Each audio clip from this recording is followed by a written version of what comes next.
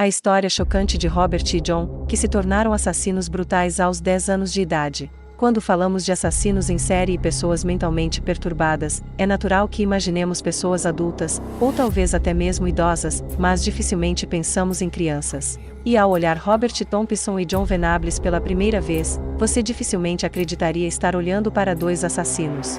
Mas não se deixe enganar pelas aparências. Em 1993, esses dois garotos britânicos, na casa dos 10 anos de idade, chocaram o Reino Unido com um crime bárbaro. Em 12 de fevereiro de 1993, Thompson e Venables sequestraram um garoto de 2 anos de idade, chamado James Bulger, de um shopping em Bwoodley, na Inglaterra. Após o sequestro, o garotinho foi levado para uma área conhecida como Alton, em Liverpool, onde foi torturado e espancado até a morte. Seu corpo foi abandonado em um trilho de trem, para que sua morte fosse confundida com um acidente.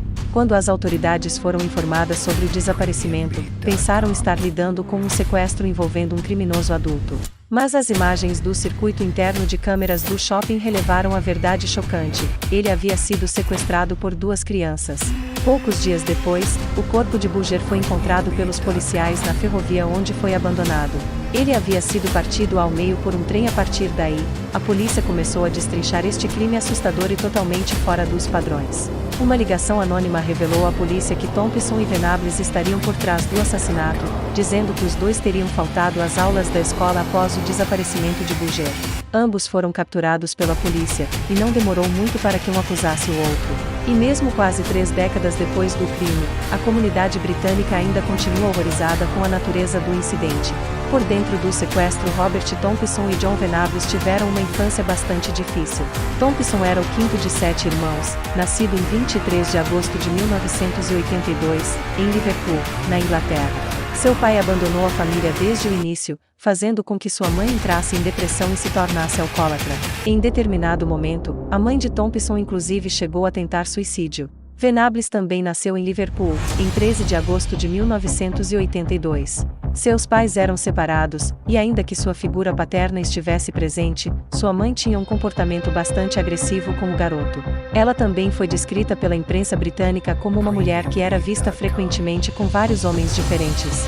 Thompson e Venables eram bons amigos, e ainda que de alguma forma fossem rebeldes, eles não tinham muitos problemas com a lei, exceto pequenos furtos. Mas no fatídico dia, eles decidiram levar seus crimes a um nível muito maior.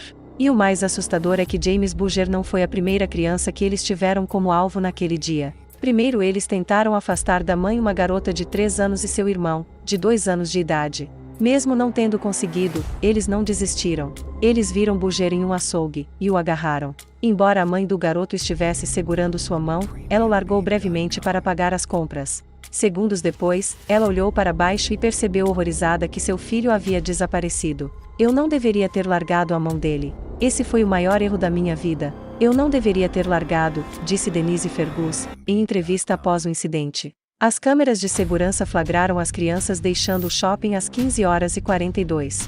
Naquele momento, a mãe do garoto já havia alertado os seguranças do shopping, que anunciaram o desaparecimento para o público do local. Porém, às 16h12, sem nenhum sinal do garoto, o desaparecimento foi reportado à polícia. Denise Fergus e seu marido, Ralph Bulger, mal conseguiam aguentar o desespero. Nesse meio tempo, Roberto Thompson e John Venables levaram o garoto para longe do shopping, na direção de uma outra cidade. Ainda que as pessoas que viam os garotos na rua pensassem que se tratava de um grupo de irmãos, algumas testemunhas estranharam o comportamento agressivo dos 2 garotos contra Bulger. Uma série de pessoas testemunharam mais tarde dizendo que viram Bulger ser agredido pelos garotos em público. Em determinados momentos, as crianças inclusive foram parados por adultos na rua, mas ninguém poderia imaginar o crime bárbaro que estava prestes a acontecer. Thompson e Venables chegaram perto de uma ferrovia em Walton. Lá, eles jogaram tinta azul nos olhos de Bulger, e depois o espancaram com tijolos e pedras, desferindo também socos e chutes por todo o corpo do garoto. Por fim, bateram na cabeça de Bulger com uma barra de ferro de 10 kg. Somente este golpe causou 10 fraturas no crânio do garoto. No momento da sua morte, o menino tinha 42 ferimentos brutais em seu corpo. Após o crime bárbaro, Thompson e Venables colocaram o corpo do garoto em uma ferrovia, em uma tentativa de fazer com que sua morte parecesse acidental. E como era esperado, um trem surgiu, partindo o corpo da vítima no meio. mas ainda assim, era óbvio para as autoridades que a morte de Bulger não havia sido acidental.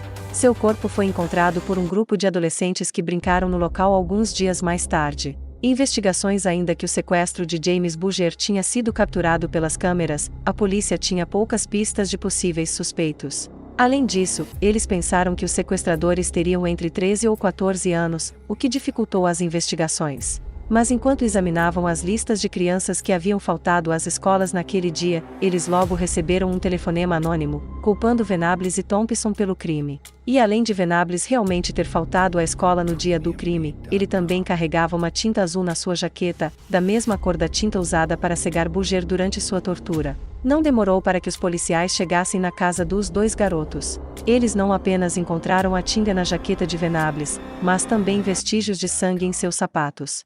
Robert Thompson e John Venables foram presos em 18 de fevereiro de 1993, pouco menos de uma semana após o assassinato. Thompson chegou a tentar negar o crime, mas não demorou para que Venables confessasse. "Eu o matei." "E a mãe dele, você vai dizer a ela que eu sinto muito?" perguntou o garoto logo após confessar o crime, segundo a polícia. "No que me diz respeito, naquele dia eu encarei o mal nos olhos. Eles eram uma combinação perfeita, uma aberração da natureza. Eles saíram naquele dia para matar, eu realmente acredito nisso. E se eles não tivessem sido pegos, temo que teriam atacado novamente", disse o detetive Phil Roberts depois de interrogar os garotos. A linha de investigação passou a tratar Thompson como o líder do crime, principalmente por conta do seu comportamento frio e imperturbável. Venables, por outro lado, se demonstrou mais emotivo. Psiquiatras, posteriormente, confirmaram que Thompson e Venables sabiam a diferença entre o certo e o errado, e negou que os garotos fossem sociopatas. No entanto, nenhum especialista foi capaz de explicar as razões do crime.